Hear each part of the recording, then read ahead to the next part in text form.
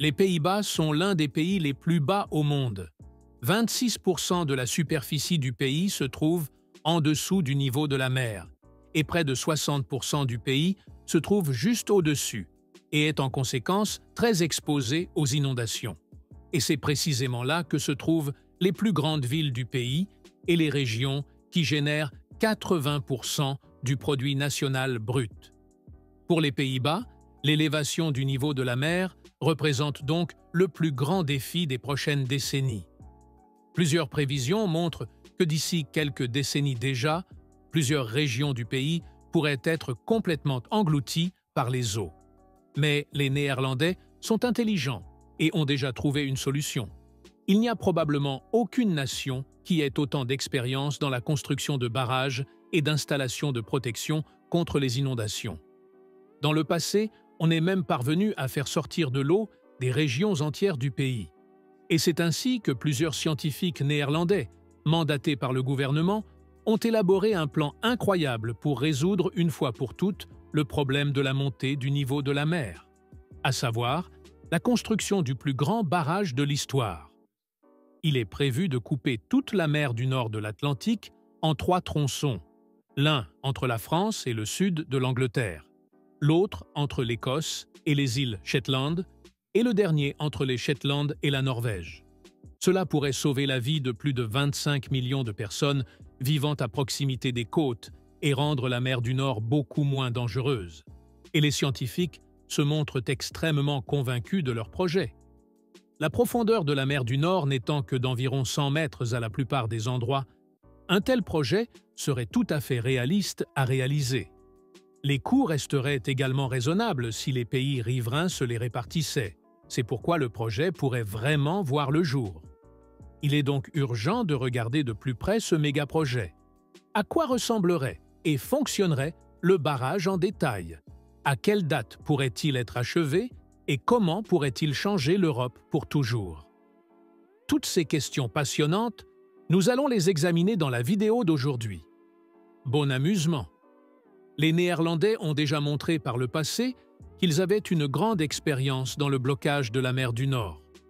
Il y a déjà plus de 90 ans, ils ont construit ce qu'on appelle l'Afsluitdijk. Ce dernier a fermé la mer du Nord sur une longueur de plus de 32 km et a ensuite permis le plus grand projet de conquête de terre de l'histoire. Les Pays-Bas ont ainsi créé une province entièrement nouvelle, née de l'eau. Et si cela était déjà possible en 1933, qu'est-ce qui le sera aujourd'hui?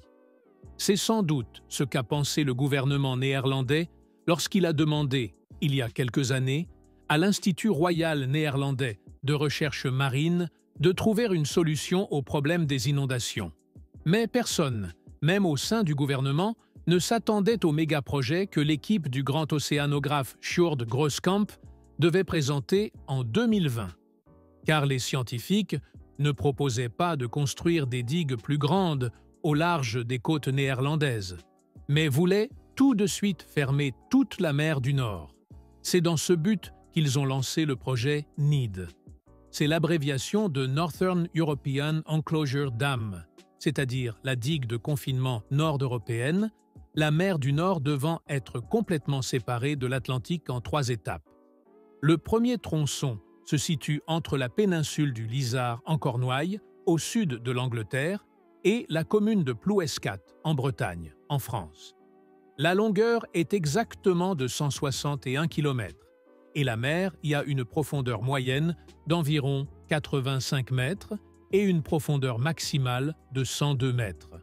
Grooskamp ajoute ici immédiatement « Nous sommes actuellement en mesure de construire des plateformes fixes à des profondeurs de plus de 500 mètres, donc un tel barrage semble réalisable. » Car les 2 autres sections, bien que plus profondes, se trouvent encore dans ce cadre. Le second barrage partirait alors de l'Écosse continentale, traverserait les îles Orcades et irait jusqu'aux îles Shetland. Ce tronçon aurait une longueur totale de 145 km, le point le plus bas étant à 110 mètres. Et puis, nous aurions la 3e section, qui représenterait de loin le plus grand défi technique de tout le projet NEED. Ce barrage relierait en effet sur 331 km les îles Shetland à la côte ouest de la Norvège. Alors que le fond marin est assez plat sur les 210 premiers kilomètres, il descend jusqu'à 321 mètres au large de la Norvège. Cela rend en tout cas les choses plus difficiles, mais pas impossibles. Peu après sa publication, des experts internationaux s'étaient également accordés à dire que les plans semblaient théoriquement réalisables. Je pense que cela dépend du calendrier auquel nous pensons, a par exemple déclaré Hannah Cloak, professeure d'hydrologie à l'université de Reading. Si vous regardez des centaines et des centaines d'années en arrière, nous avons fait quelques ajustements significatifs à notre paysage, et les Pays-Bas en sont un exemple. Nous pouvons faire des choses étonnantes en tant qu'êtres humains. Si vous vous replongez dans les années 1940 en Grande-Bretagne, le barrage sur la Tamise vous a probablement semblé tout aussi ridicule. Cela dépendra de ce qui se passera dans les 20 ou 30 prochaines années, de la gravité de la situation, et nous aurons peut-être alors besoin de quelque chose comme ça, ajoute-t-elle.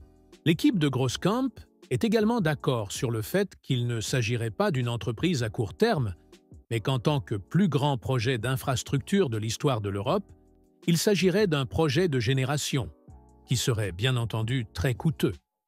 Les calculs de l'équipe font état d'une durée de construction d'au moins 20 ans, même si d'autres experts avancent des durées bien plus longues encore. L'équipe estime que les coûts se situent entre 250 et 500 milliards d'euros. Sur 20 ans, le coût annuel pour les 14 pays qui seraient ainsi protégés s'élèverait à un peu plus de 0,1% de leur PIB total, calculent-ils encore. Les coûts semblent particulièrement faibles si on les compare aux coûts des dommages causés par les inondations. Pour prendre un exemple allemand, les inondations de l'Ahrtal ont coûté à elles seules environ 40 milliards d'euros. Et les Pays-Bas en particulier pourraient connaître quelques tragédies de ce type, dues à des inondations dans les prochaines décennies. Le groupe d'experts intergouvernemental sur l'évolution du climat prévoit que si les émissions continuent sur leur tendance actuelle, il faut s'attendre à une augmentation de 84 cm d'ici 2100. Les digues néerlandaises ne sont toutefois conçues que pour supporter une élévation de 40 cm. C'est pourquoi le gouvernement a déjà averti que les barrages actuels n'offraient une sécurité suffisante que jusqu'en 2050, et qu'il était donc urgent de trouver de nouvelles solutions. Et c'est ainsi qu'elle place de grands espoirs dans la poursuite de l'élaboration du projet NEED, car les digues pourraient protéger au cours des prochains siècles non seulement les habitants des Pays-Bas, mais aussi plus de 25 millions de personnes dans 14 pays, qui vivent jusqu'à 2 mètres au-dessus du niveau de la mer, même si la construction aurait aussi de nombreux inconvénients. Les plus importantes seraient les conséquences massives sur l'environnement. Peter Hermann, professeur d'ingénierie hydraulique écologique, le décrit comme rien de moins qu'une catastrophe. Les 30 000 mètres cubes d'eau douce qui se déversent chaque seconde dans la mer du Nord transformeront la mer en un lac d'eau douce, au moins en surface. Les bassins profonds resteraient salés, mais manqueraient d'oxygène, car il n'y aurait plus de marée. La circulation des sédiments, des nutriments et des petites créatures marines, la base de la chaîne alimentaire, en serait affectée, avec des conséquences massives pour l'environnement, les animaux et même les hommes. En outre, le barrage serait évidemment une bombe à retardement, car il suffirait d'un tout petit trou pour mettre hors d'état de nuire toute l'Europe du Nord-Ouest, une proie toute trouvée pour les dictateurs europhobes ou les terroristes. Et Grosskamp reconnaît également qu'il y aurait bien sûr des coûts induits, comme la perte de revenus due à l'absence de pêche en mer du Nord. Mais si rien n'est fait pour lutter contre l'élévation du niveau de la mer, les coûts et les conséquences seront finalement plusieurs fois plus élevés, prévient son équipe. Il poursuit : les scénarios les plus sombres prévoient une hausse de 10 mètres d'ici 2500. Ce barrage est donc avant tout un appel à agir maintenant contre le changement climatique. Et c'est ainsi que se termine finalement la conclusion du rapport. La seule alternative serait d'empêcher dès le départ une nouvelle élévation du niveau de la mer. Cela ne peut être réalisé que par la mise en œuvre immédiate de mesures visant à atténuer le changement climatique. Si nous ne faisons rien, ce barrage extrême pourrait être la seule solution. Et c'est ainsi que l'on comprend que le barrage ne sera certainement pas construit dans les prochaines années. Tout dépendra des mesures qui seront prises pour lutter contre le changement climatique dans les prochaines décennies. Mais si le niveau de la mer devait effectivement augmenter de manière aussi illimitée, nous entendrons certainement encore plus souvent parler de ce méga-projet colossal.